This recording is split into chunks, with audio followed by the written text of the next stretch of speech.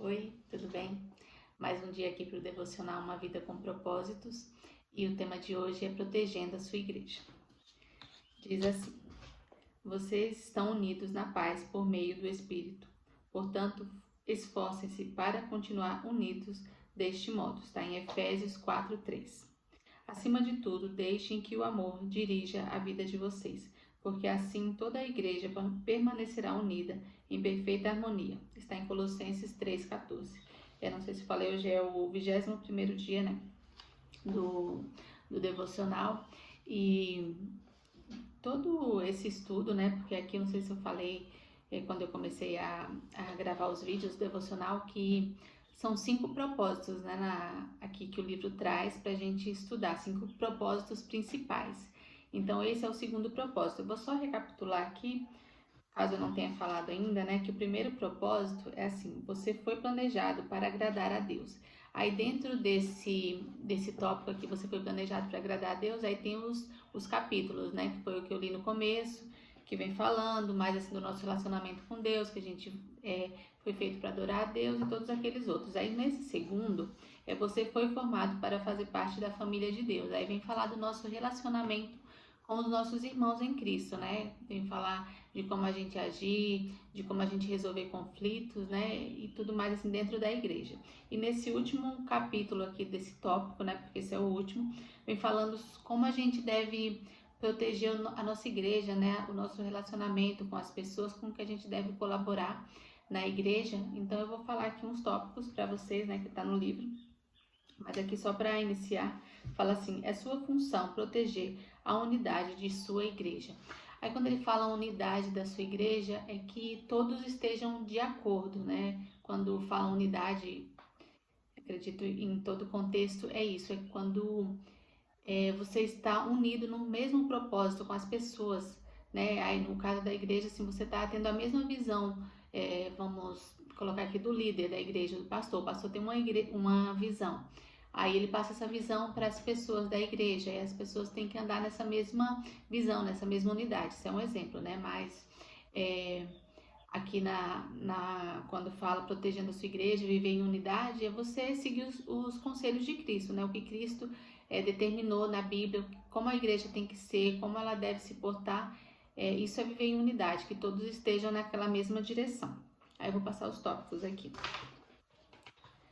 Bom, concentre-se no que temos em comum e não nas nossas diferenças. Eu vou ler uma partezinha aqui do texto que eu achei bem legal. Partilhamos a mesma salvação, a mesma vida e o mesmo futuro. Fatores muito mais importantes que as diferenças que poderíamos enumerar. É neles que devemos nos concentrar, não em nossas diferenças pessoais. Então, aqui fala que quando a gente tiver um conflito, alguma coisa, a gente tem que observar, priorizar o que a gente tem em comum enquanto comunidade, enquanto igreja, e não nas nossas diferenças pessoais, para que a gente possa viver em harmonia, viver em comunidade mais harmonicamente. Bom, o conflito é normalmente sinal de que o foco foi desviado para questões menos importantes. Quando nos concentramos em personalidades, preferências, interpretações, estilos ou métodos, a divisão sempre acontece. Mas se nos concentrarmos em amar uns aos outros e em cumprir o propósito de Deus, alcançaremos a harmonia. É isso aí que eu acabei de falar para vocês, né? Que a gente tem que sempre buscar olhar para aquilo que Deus quer e não para o que a gente quer. Seja realista em suas expectativas. Essa parte que vem falar que às vezes a gente idealiza, né, uma igreja que seja desse jeito, que faça isso, faça aquilo, que seja do jeito que a gente quer. E muitas vezes essa igreja ainda não chegou naquele ponto, ou não chegará, né, daquele jeito que você quer, porque são as suas preferências. Mas assim, você começar a enxergar, né, os pontos fortes da igreja e não criticar, não ficar criticando. Pelo contrário, ajudar aquela igreja no que for possível. Deixa eu ver aqui.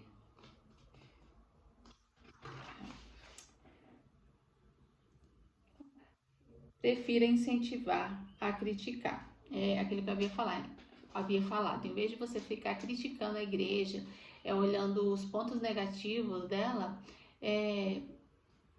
incentive, né? Faça alguma coisa para ajudar aquela igreja, talvez ser da maneira como você gostaria, converse com os líderes, exponha as suas opiniões e ajude no que for necessário, né? Porque a igreja muitas vezes precisa de ajuda, né? E as pessoas não querem ajudar, as pessoas querem só consumir, né? Absorver aquilo lá da igreja e ficar criticando o que não é bom, o que não está do jeito que elas querem, né?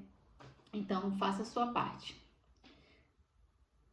Aí eu achei uma coisa aqui bem legal, até anotei, que é assim: toda igreja deveria fixar uma placa, proibida a entrada de pessoas perfeitas.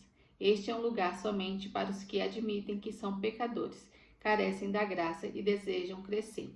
É uma frase de Bonhoeffer, acho que é isso o nome da pessoa, Bonhoeffer. Ele que disse isso. Então é interessante porque as pessoas, ninguém é perfeito, né? Todos nós somos pecadores e nós estamos ali em busca do amor de Deus para que nós sejamos pessoas melhores, né?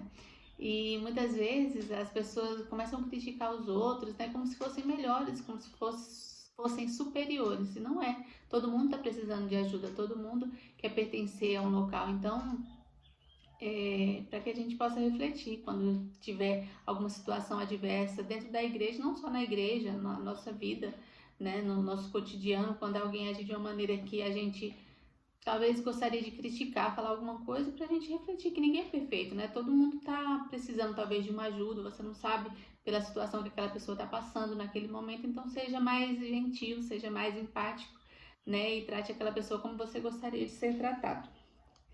Deixa eu ver. Recusa-se a dar ouvidos a fofocas. Esse aqui é bem legal, né? Para que, não só na igreja também, volto a repetir, aqui são os conselhos práticos de como você se portar na igreja, para você viver em unidade, né? Para você ter comunhão com os irmãos, mas aqui, fofoca, se não for edificar a vida nunca edifica fofoca, na verdade, né? Mas assim, se a pessoa vier falar alguma coisa para você que não vai edificar a sua vida, não vai edificar a vida do outro, prefira não ouvir, porque não vai acrescentar nada na sua vida. Aquilo ali, você vai só estar espalhando algo que você não gostaria que fizesse com você, porque aquela pessoa, do mesmo jeito que veio falar de alguém para você, ela pode falar de você para outra pessoa. Então, primeiro, já não confie, né? Então, não dê ouvidos.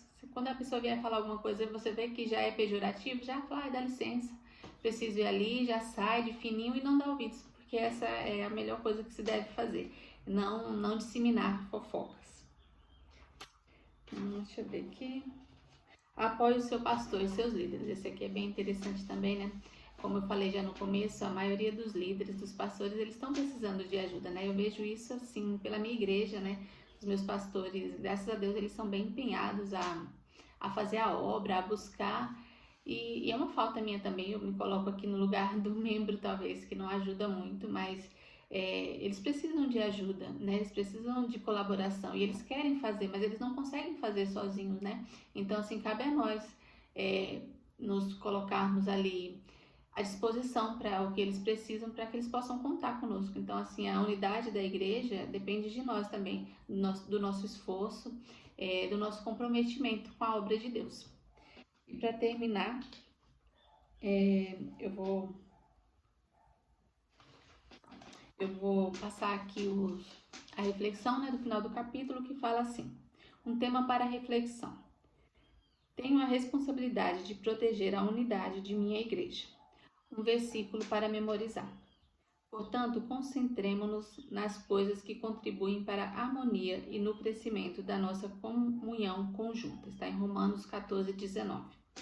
Para meditar. O que estou fazendo pessoalmente para proteger a unidade de minha família eclesiástica neste exato momento?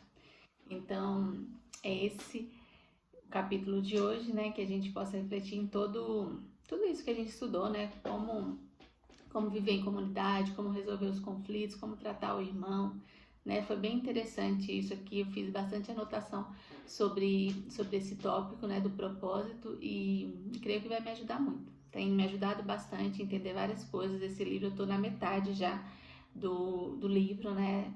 Já tô no capítulo 21, eu vou para o 22 e tem me ensinado algumas coisas, eu tô gostando bastante e creio que esse é um livro de estudo contínuo. A gente lê ele, mas volta e meia a gente vai ter que estar dando uma reforçada, olhando de novo, porque nós somos falhos, né? A gente aprende uma coisa, logo a gente esquece, né? Vem uma situação, a gente talvez pode esquecer aquilo que a gente aprendeu, mas ele é bem rico. Eu tô gostando bastante.